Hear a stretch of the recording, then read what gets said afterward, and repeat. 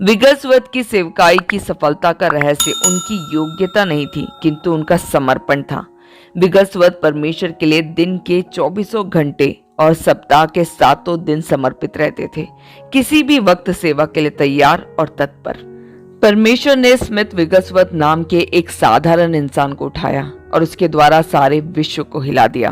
परमेश्वर ने इस अशिक्षित प्लम्पर को, जो अपनी 26वीं उम्र तक पढ़ना लिखना तक नहीं जानता था, इस्तेमाल किया और उसके द्वारा शिक्षित ज्ञान वालों को हैरान कर दिया और असंख्य लोगों को चिन्हों और अद्भुत कामों द्वारा चौंका दिया। विगसवत का परमेश्वर द्वारा इस्तेमाल किए जाने के पीछे एक सीधा साधा कारण है। उन्होंने अपने आप को परमेश्वर के लिए सौंप दिया था। एक विश्वास और सामर्थ्य की आत्मा।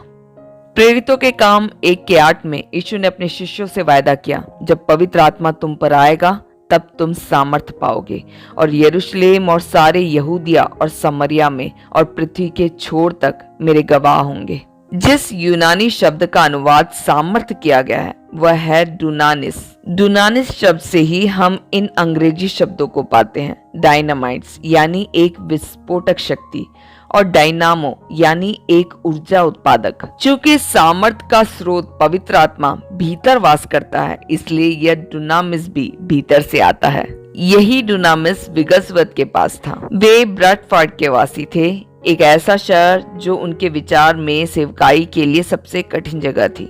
निश्चय ही इस शहर ने सबसे अधिक दैविक आश्चर्य कर्मों को देखा था, पर यही शहर था जिसने उनकी सेवकाई को सबसे कम ग्रहण किया। जैसे यीशु ने कहा, भविष्यवक्ता अपने देश और अपने घर को छोड़ और कहीं निरादर नहीं होता। मीचल नाम का एक व्यक्ति विगसवत के घर से थोड़ी दूर पर रहता था। विगसवत इस व्यक्ति से उसकी आत्मा के उद्धार के विषय में अक्सर वार्तालाप करते, किंतु उसने कोई रुचि ना दिखाई। चूंकि उसके विषय में विगसवत काफी चिंतित थे, इसलिए जैसे ही उन्होंने सुना कि मीचल बीमार पड़ गया है, उसे भेंट करने का प्रयत्न किया। वे जानते थे कि अगर समय पर कुछ ना किया जाए तो वह व्यक्ति मर जाएगा। विगसवत द्वारा सामना किए गए व्यक्तियों में मीचल ही सबसे कठिन था। विगसवत की चिंता उस वक्त और बढ़ गई जब कारणवश वे उससे मिलने ना जा सके। एक दिन जब विगसवत एक आम सुसमाचारक सभा से लौटे तो पाया कि घर में उनकी पत्नी नहीं है। उन्हें जब पता चला कि वो मीचल के घर गई हुई है, तब वे भी उस ओर चल दिए। वहां पहुंचते ही उन्होंने एक औरत की चीख सुनी। सीढ़ियां चढ़कर जब वे ऊपर जा रहे थे तो उनकी भेंट मीचल की व्याकुल पत्नी से हुई, जो नीचे उतर रही थी। उन्होंने उससे पूछा, क्या बात है? मेरे पति खत्म हो गए। विगसवत ने कमरे में प्रवेश किया और उस बिस्तर की तरफ बढ़े जहां मीचल पड़े हुए थे। श्रीमती विगसवत, जो पलंग के समीप खड़ी थी, कहने लगी, नहीं स्मिथ, कुछ मत करो, वह मर चुका है। जब वह जिंदा था तब मैं उसके लिए कुछ भी न कर सका। वह विश्वास नहीं करता था, विगसवत ने जवाब दिया, पर अब मैं उसकी मदद कर सकता हूँ। नहीं स्मिथ, कुछ मत करो, अब समय हाथ से निकल चुका है, उनकी पत्नी ने फिर से कहा। उनकी पत्नी ने बहुत प्रयास किया पर विगसवत के निर्णय को ना बदल सकी। विगसवत ने प्रार्थना किया और जैसे ही किया वैसे ही उस लाश में जान लौट आई। वह व्यक्ति उसके पश्चात कई सालों तक जीवित रहा। हम में से कौन इतना साहसी होगा जो इस तरह का कदम उठाने की हिम्मत कर सकता है? इस परिस्थिति का इस तरह से संभालना विगसवत इसलिए कर पाए क्योंकि वे पूरी समझ के साथ काम ले रहे थे। उनका परिवार घबराया हुआ था कि कहीं सीमा पार न कर जाए, पर विगसवत कहते थे कि जहां तक परमेश्वर का सवाल है, उनके लिए दांतों का दर्द दूर करना और मृतकों को जिलाना एक समान कार्य है। इस युक्ति में पूरी समझदारी है। लोगों में ऐसी प्रवृत्ति है कि हर बात को श्रेणियों में विभाजित करने का प्रयास करते हैं, यहाँ तक कि पाप को भी। पर परमेश्वर की नजर में ऐसी श्रेणियां नहीं है। पाप पाप ही है और आश्चर्य कर्म ही है। छोटी से छोटी बात में भी व्यवहारिकता पर विगसवत जोर देते थे। जब वे शहर के गरीब इलाकों में प्रचार करने जाते थे, जहां लोग अच्छे कपड़े तक नहीं पहन पाते थे, वहां वे स्वयं भी अपना ओवरकोट ना ले जाते ताकि उन गरीबों के जैसे उन्हें भी ठंडी का अनुभव हो सके।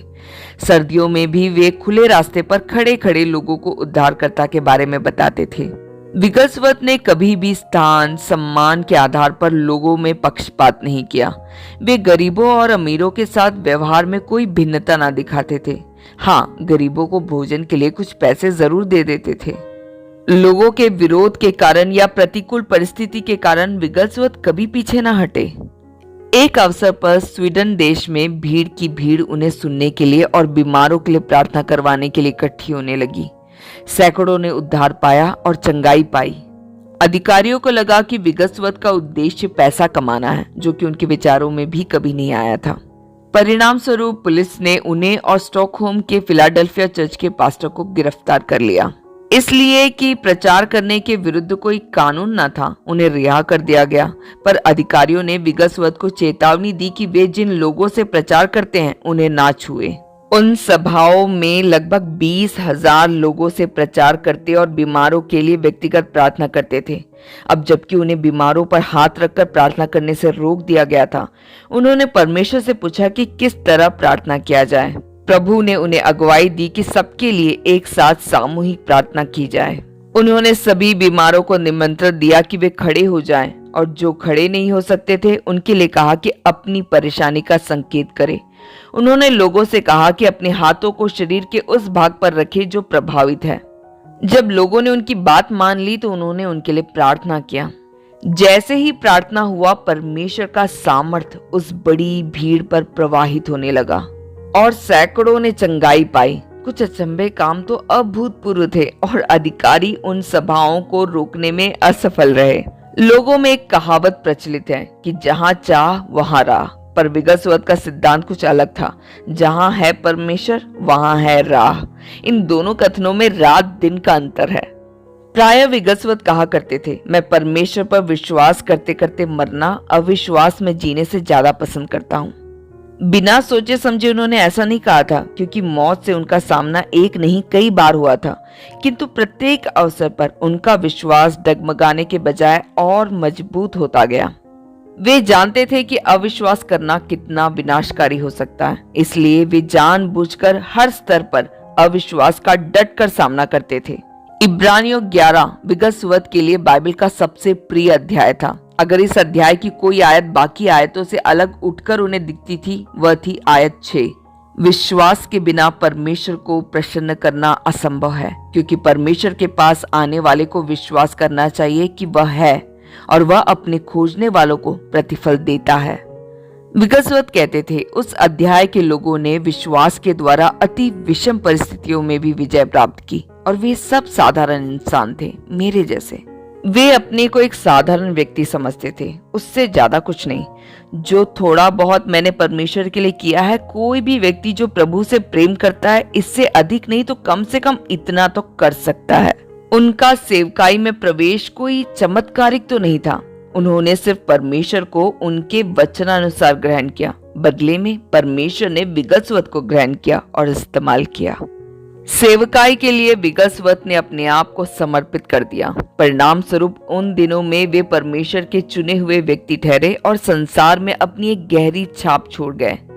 प्रेरितों के जमाने से अब तक कुछ ही लोगों ने समाज पर स्मिथ विगलस्वत से गहरा प्रभाव डाला होगा। अध्याय 3 स्मिथ विगलस्वत, पवित्र आत्मा में उनका जीवन। चूंकि स्मिथ विगलस्वत का जीवन पवित्र आत्मा के साथ एक लय में था, इसलिए वे शैतान के कामों को तुरंत पहचान लेते थे। पवित्र आत्मा का बपतिस्मा पाया हुआ व्यक्ति दुष्टात्मा ग्रसित हो सकता है या नहीं, यह आज ब्रिटेन में एक अनंत विवाद का विषय है। विगलस्वत का मानना था कि ऐसा हो सकता है। ऐसे मामलों से उनका सामना हुआ था और उन्होंने छुटकारा देखा था।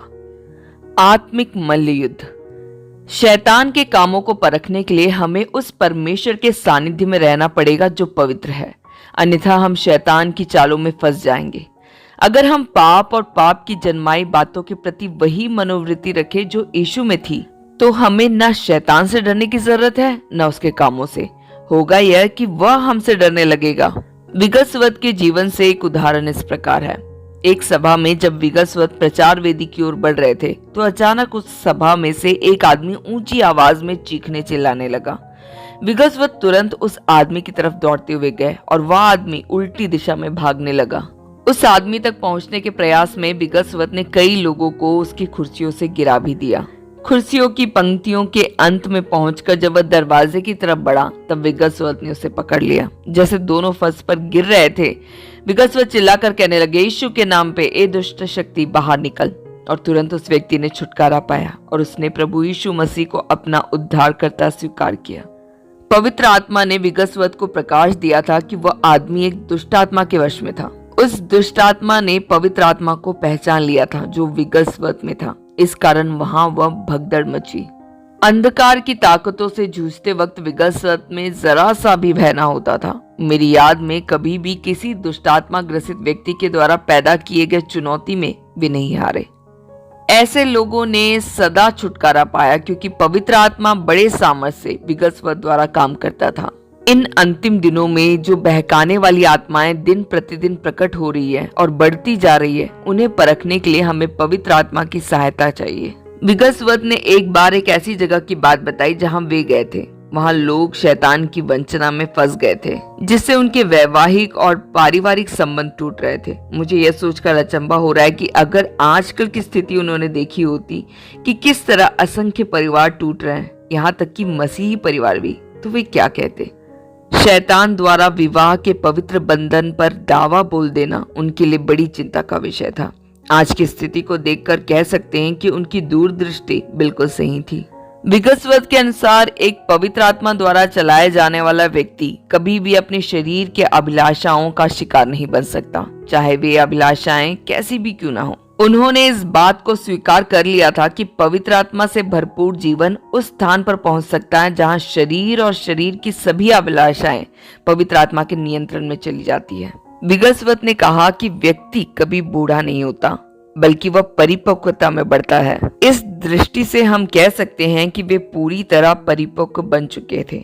हम में एक मसीही बनकर कितने साल हो गए, इस समय अवधि का कोई महत्व नहीं। महत्वपूर्ण बात यह है कि परमेश्वर के आत्मा का हम पर कितना नियंत्रण है। विगसवत का कहना था, हमें मशालों के समान होना चाहिए, जहां जाए वहां के वातावरण को पवित्र करते हुए जाए और दुष्टता की ताकतों को दूर खदेड़ते जाए।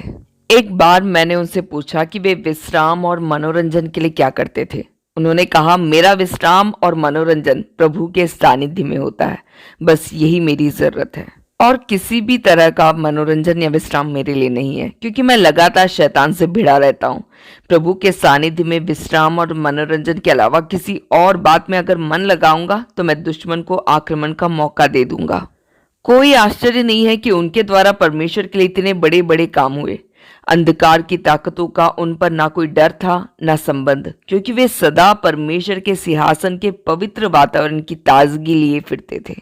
इस संसार के प्रदूषित वातावरण में जब वे उस पवित्र वातावरण को ले आते थे तो दुष्ट आत्माओं से ग्रसित लोग उन्हें परमेश्वर के दास के रूप में पहचान कर चिल्ला उठते थे।